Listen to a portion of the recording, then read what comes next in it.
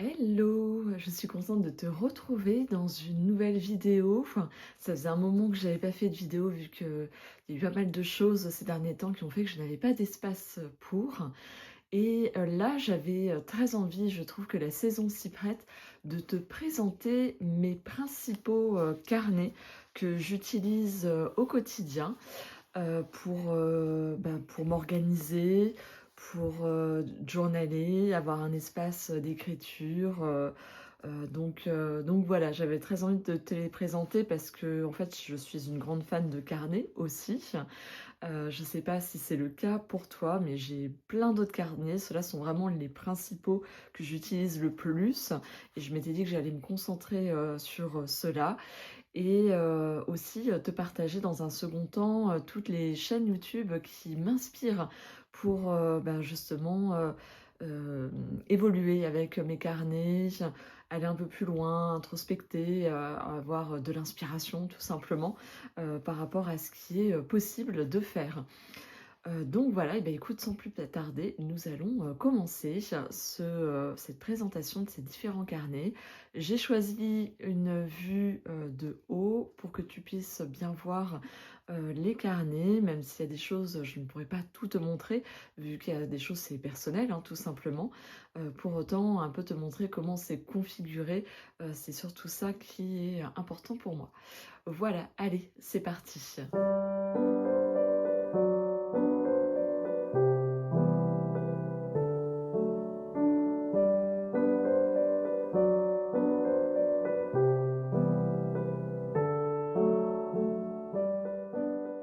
Nous allons commencer par mon carnet principal qui n'est autre que mon agenda.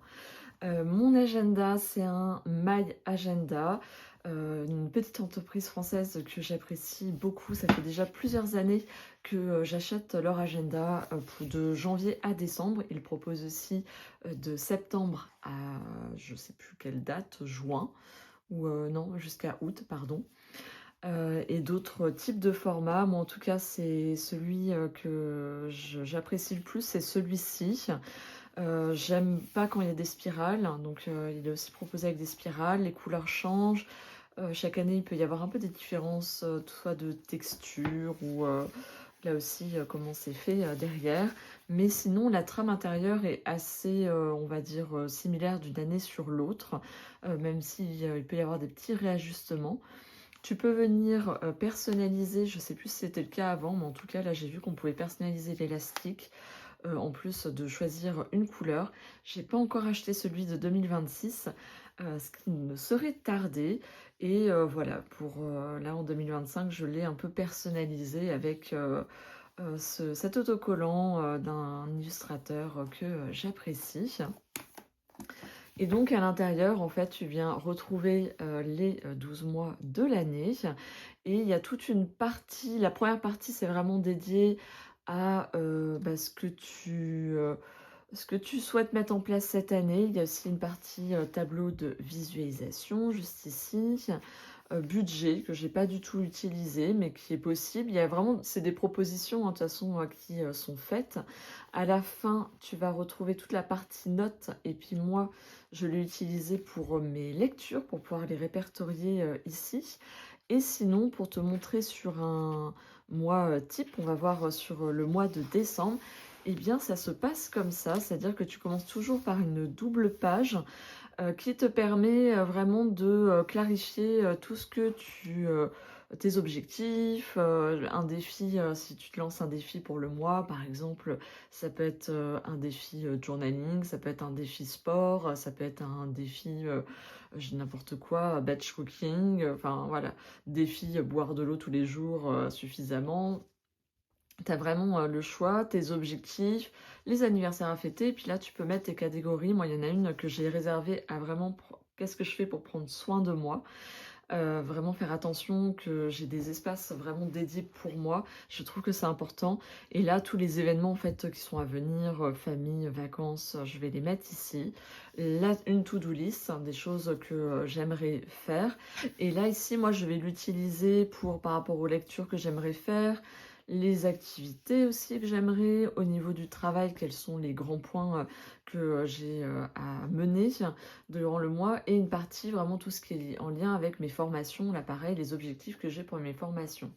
Et en bas, tu vois, il y a un trackers qui te permet justement de créer une régularité quand tu veux mettre en place une habitude ou suivre justement comment tu investis un espace. Moi, je sais qu'il est moitié personnel, hein, dédié à mes objectifs personnels, et moitié professionnel.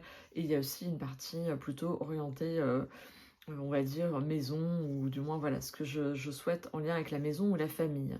Et là, ici, je garde cette partie. Il y a des fois, je la garde pas, mais à la fin du mois, ça me permet un peu de prendre le temps de repasser ce qui a été chouette pour moi durant ce mois-ci, ce qui a été marquant, et de pouvoir le noter. Le noter, c'est pas forcément ce qui est le plus important, mais c'est plus la démarche de venir repasser le mois en question et tout ce qui s'est passé. Et là, ici, du coup, tu as une vision mensuelle du mois en cours avec, tu vois, déjà un apport sur le mois suivant. Et ça te permet, enfin en tout cas moi ça me permet de mettre tous mes rendez-vous, les événements qui ont lieu, de bien saisir la pleine lune, nouvelle lune aussi qui sont mis en avant, les solstices, donc de pouvoir les mettre ici. Vraiment, ça me permet d'avoir cette vision d'ensemble de qu'est-ce qui va se passer sur mon mois, et je trouve que c'est hyper intéressant.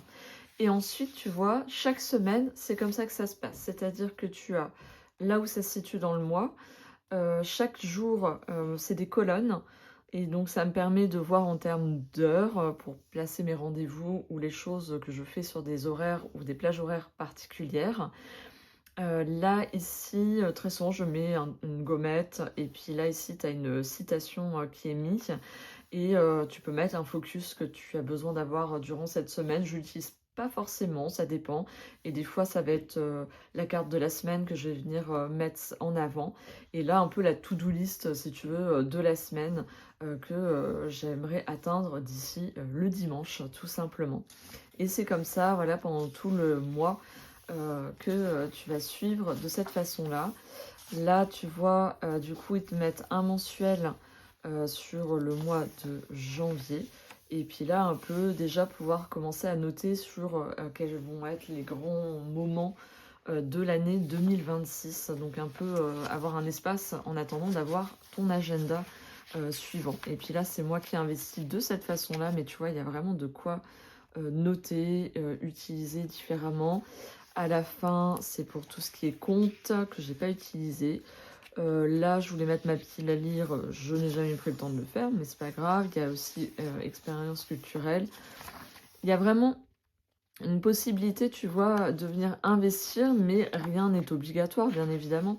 Tout est que proposition. Et à la fin, ce que j'aime bien, c'est qu'il y a toujours une petite pochette. Moi, ça me permet de mettre tout mon bazar, tous mes petits papiers.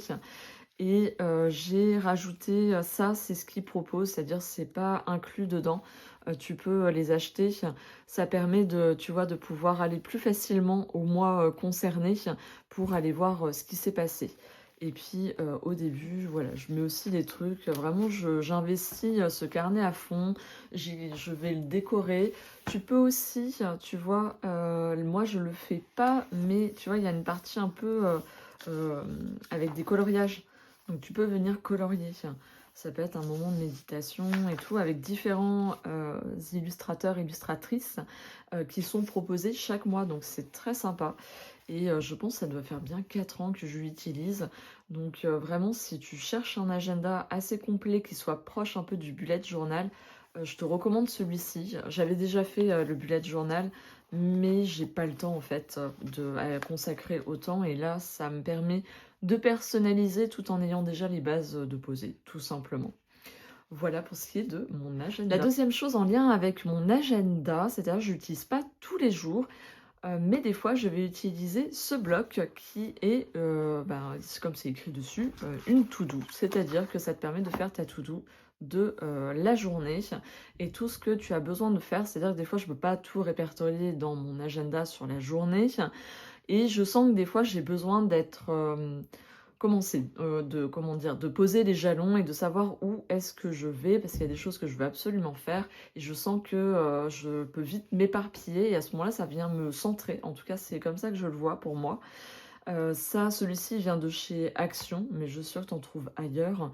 Ça me permet ça, donc c'est pas tous les jours. Il y a des fois, j'en ressens pas le besoin. Il y a certaines journées, j'ai vraiment besoin de tout classer, parce que je sais que j'ai pas mal de choses à voir et pour pas, oublier ou, que ça voilà, que ça tombe dans l'oubli, ou m'éparpiller et bien, du coup, ça vient me centrer sur des tâches spécifiques par rapport à cette journée-là, pour pas commencer des trucs que finalement je pourrais faire, le lendemain. Donc un peu, voilà comment je viens, l'utiliser, dans mon quotidien et c'est uniquement si j'en ressens le besoin, mais je trouve qu'il complète très bien, l'agenda. À présent, je vais te parler d'un carnet qui est en lien avec, ma féminité, mon cycle féminin. Ça fait, depuis plusieurs années, hein, que j'ai un journal de mes lunes, que je tiens un journal de mes lunes.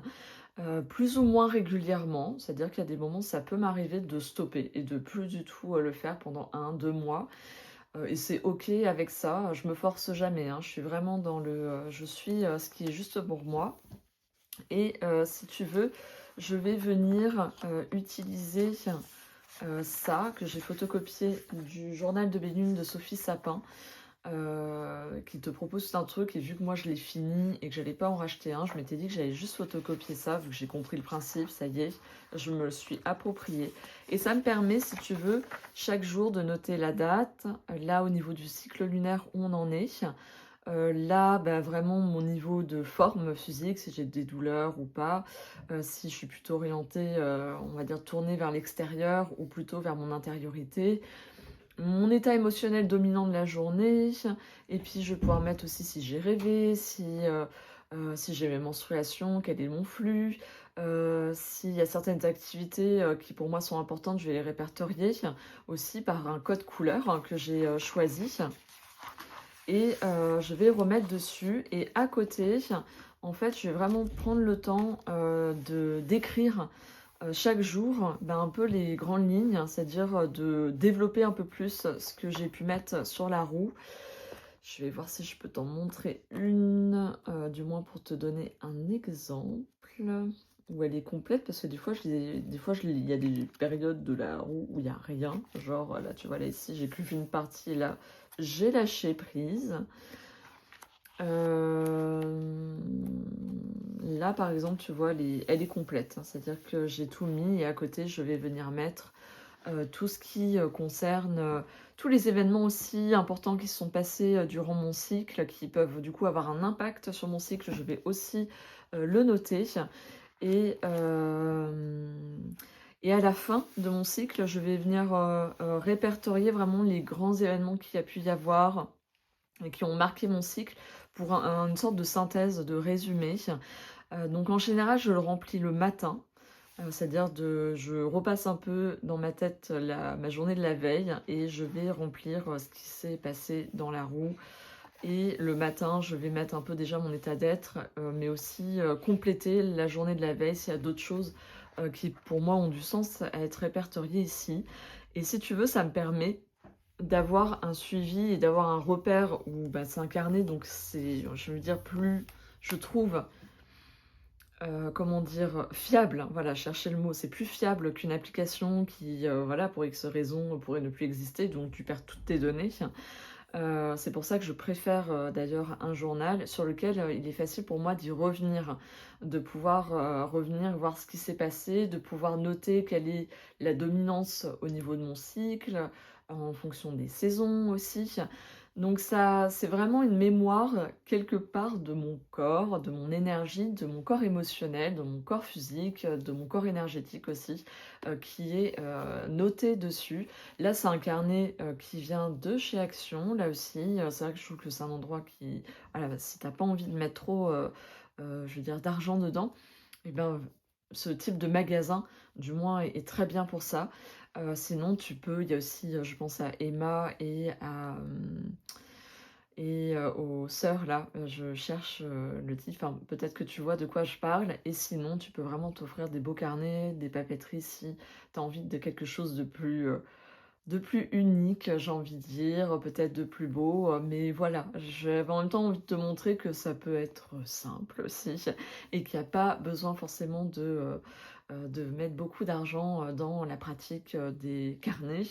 Je vais dire carnet tout simplement parce que ça peut être très large, hein, ça peut être aussi du journaling, où on vient écrire ses pensées, ses idées, ça peut être plein de choses. Mais bon, voilà ce qui est pour ce carnet. L'autre carnet que j'avais très envie de te présenter, que j'utilise quotidiennement, c'est mon carnet pour mes tirages tarot. Que ce soit pour faire connaissance avec un nouveau tarot qui est arrivé ou pour faire des tirages où je sens que c'est important que je garde une mémoire de ce tirage pour pouvoir y revenir quand je le souhaite. Des fois, je vais venir faire une photo du tirage, des cartes qui ont été utilisées ou que écrire. À la fin, alors là, on est sur un notebook Moleskine que j'aime bien. Je crois que c'est le format B5, je sais plus. Là, je pourrais ranger des petits papiers. Ce que j'aime bien, c'est que du coup, je peux le personnaliser vu qu'il est en couleur marron et il est pas brillant, donc ça vient vraiment bien coller. Donc là, j'ai mis une image qui pour moi, un autocollant qui vient d'ailleurs de chez Action. Là aussi, ils font des très bons comme tu peux. Moi, j'ai un peu des deux. C'est-à-dire j'en ai aussi d'illustrateurs que j'aime beaucoup. Mais voilà, tu peux aussi en trouver à ce niveau-là et qui, du coup, pour moi, fait appel à tout ce qui est en lien avec les rituels que je peux faire avec mes cartes. Et donc, je viens tout répertorier dedans. Tu vois, ça se présente en lignée comme ça. Je peux aussi, c'est l'intérêt de ce magazine, de ce carnet, tu vois, détacher la page si auquel cas tu n'as pas envie de la garder ou réutiliser le carnet autrement parce que finalement tu as utilisé autrement. J'ai pas encore fait ma page de garde et là je pense je vais voir comment je vais l'investir, mais bon voilà quoi, c'est un carnet qui existe, que j'utilise souvent et qui me permet de revenir sur mes tirages parce que clairement on a tendance à oublier. Moi je sais que les fois où je ne le note pas, bah clairement j'oublie, mais voilà, tout dépend quelle est mon intention. Est-ce que c'est juste l'instant T qui comptait pour moi? Très souvent je vais prendre en photo aussi et parfois l'imprimer pour le coller dedans. Si auquel cas je n'ai pas tout de suite noté ce qu'il en était. Sinon, voilà, l'intention c'est si j'ai besoin de pouvoir y revenir, ben, je vais l'écrire. Ça dépend du type de tirage que je fais tout simplement. Enfin, le dernier carnet que j'avais envie de te présenter, c'était mon carnet de rêves, d'écriture intuitive aussi. Comme tu peux voir, il y a écrit le défi des 100 jours. C'est celui que j'ai utilisé quand j'ai fait défi 100 jours sur l'écriture inspirée. Vu l'épaisseur, parce qu'il est quand même très grand, je savais que j'allais pas tout utiliser au niveau des pages, mais que j'allais pouvoir continuer à l'utiliser pour mon écriture inspirée et pour mes rêves. Écrire mes rêves dedans, les rêves marquants que je peux faire.